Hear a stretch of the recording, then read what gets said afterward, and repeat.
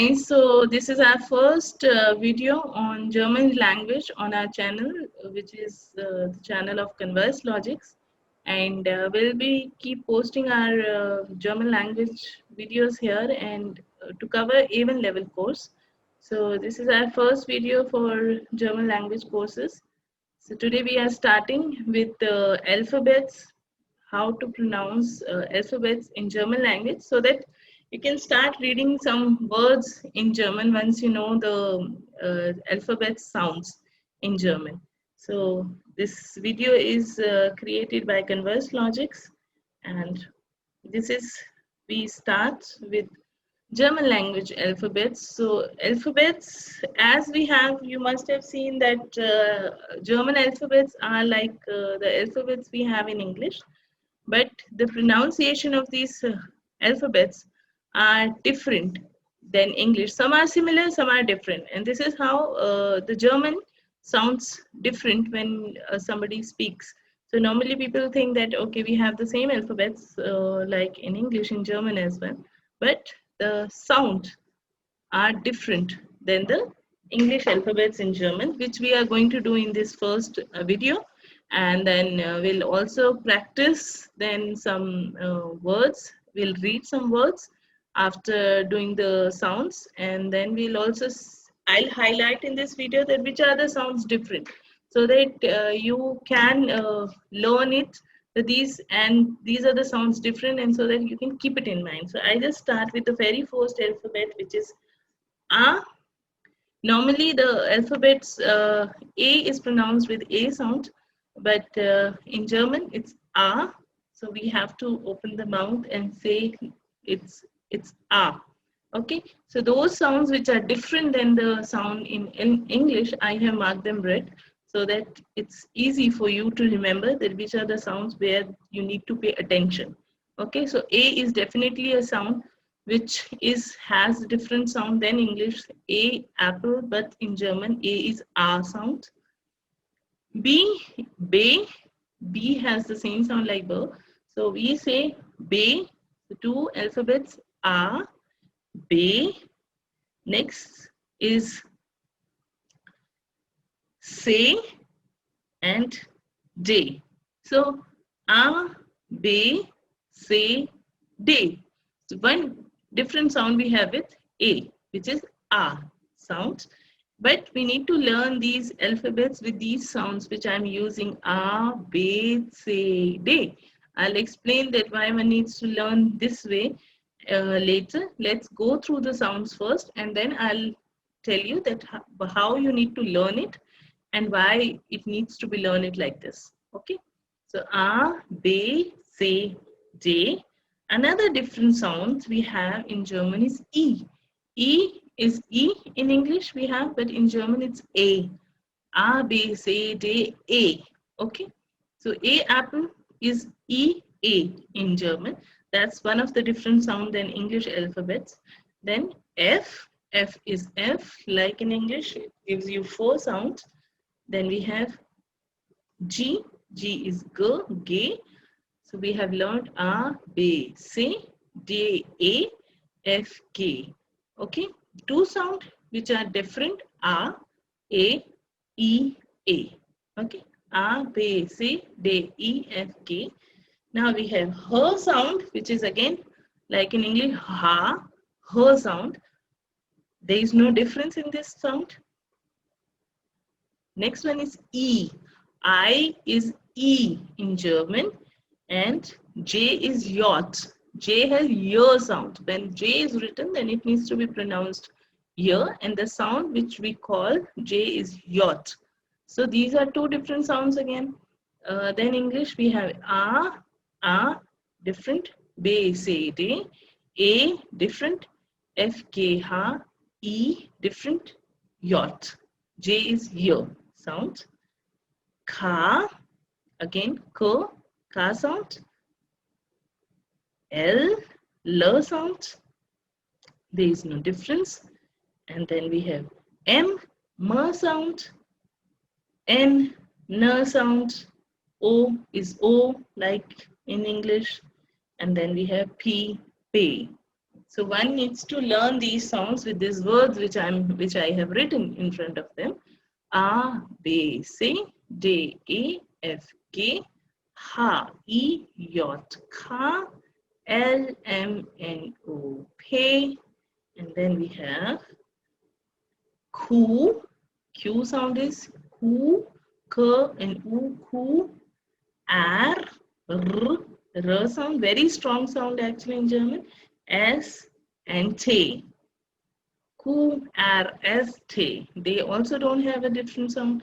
So they have the sound as we have in English. Then we have some different sound which is U. U is U in German. So U is not umbrella, that is umbrella. U sound in German. That these are the sounds very dominating actually in German. That's why there are so many difference when somebody speaks English and German. They are very present, these different sounds in German. Fur, V is not ver. Fur, I'm sure a lot of people already know that Volkswagen. This is not Volkswagen, this is Volkswagen because V has four sounds. So U, V, what is the V called in German? This is called V. Then we have V. V is the ver sounds. W has V, X, and Y. So X is X. Normally X comes in between the word. We don't have words in German which starts with X, and Y is with Y sounds, Y, and then the last one which is again a different sound and which is little easy for Hindi speakers because it has the sound of other th and sir. It's set, sir, sir. Okay, and this is again very dominating alphabet in German language. There are a lot of words which have th, Zimmer, Zeitung, okay, Zeit. There are so many words in German which starts with this sound. So this is very important to know how to pronounce it. These are, so as I have mentioned that I have highlighted the sounds which are different in German. And another thing, now I come to the point where I'm saying that why you need to learn these words which are written in front of these alphabets, because this is how these alphabets are called. Why do we need to learn? Because when you are saying to any German a spelling of something, then you need to pronounce these alphabets. You need to tell these alphabets with these words. You cannot say A, B, C, D. You need to say A, B, C, D, E, F, G, H, I, J, K, L, M, N, O, P, Q, R, S, T, U, V, X, Y, Z. I go once again to all my alphabets to do the revision so that you remember how they need to be pronounced and what is the sound of these alphabets, and then we will do some words. Okay, so A is A, B, then we have C, D, E, F, G, H, I, J, K, L, M, N, O, P, Q, R, S, T, U, V, V, X, Y, Z.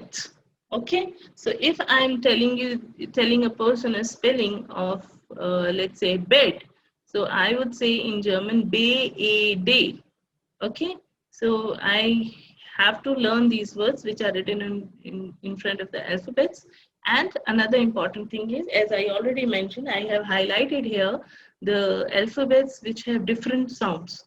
Okay, then English, because and this is so different that we needs to really keep it in mind and say the words accordingly. All right, so now we do some words So I have taken some German names and I have taken some objects here, and we'll practice the sounds which we have learned. There are some names, German names. For example, I just read the first one. Her, er, hair, bat, habit. Habit is the name. Another one is Kerstan, Kirsten, habit, Kirsten. Now I have an object. This object means tree in German, and this is Baum. So it's not bomb, it's Baum. Okay. Next name is Stefan. Remember, it's Stephanie.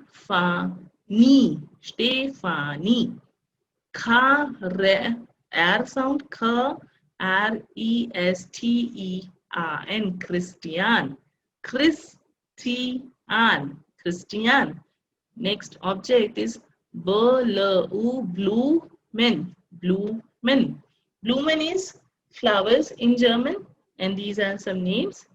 Another one is U, because I told you U is a different pronunciation, different sound. So U, L, Ul, R, E, Rish, Ulrich, M-A-R, Mar, T-E-N, Tin, Martin, A-U-T-O, Auto,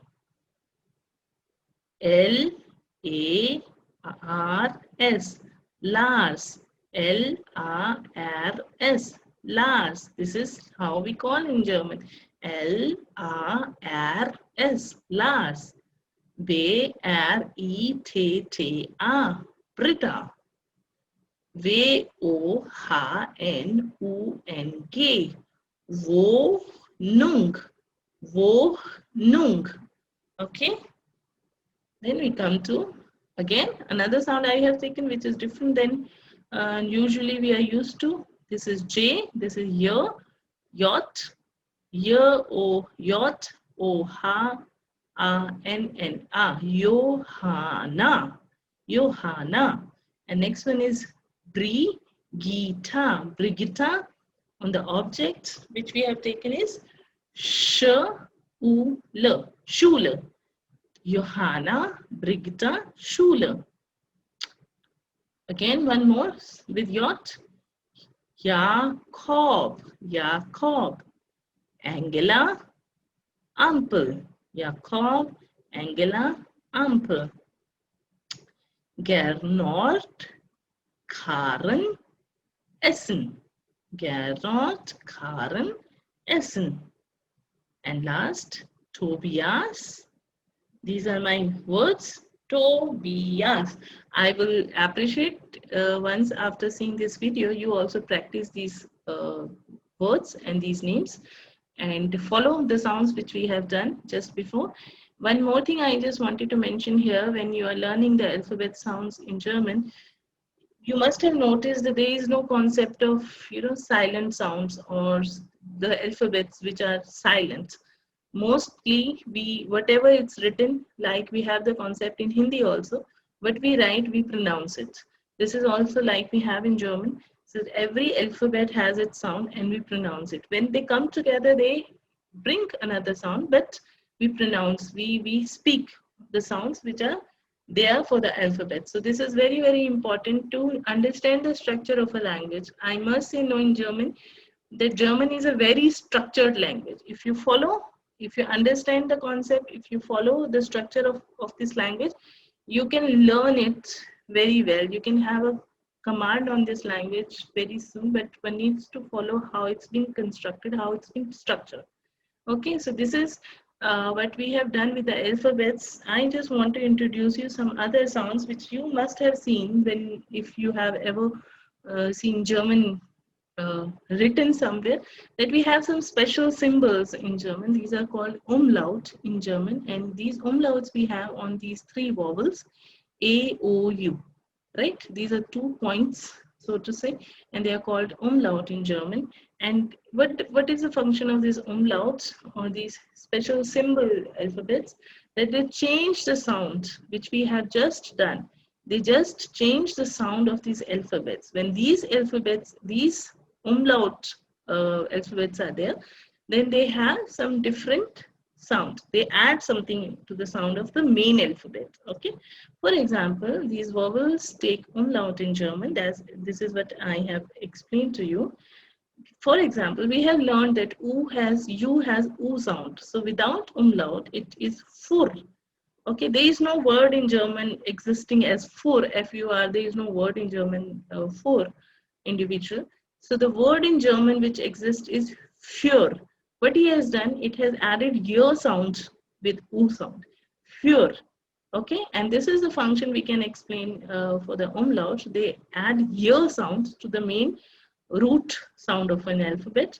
So this is für, ear and U, für.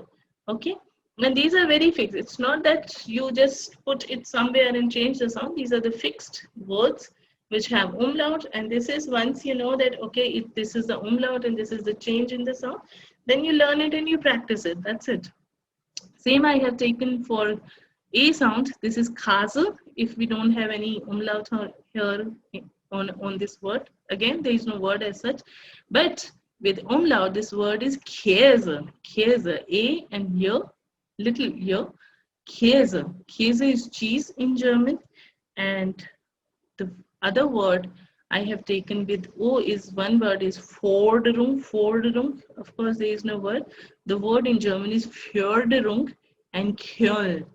Köln. Köln is one of the complicated word normally people find. And Köln is a beautiful city in Germany.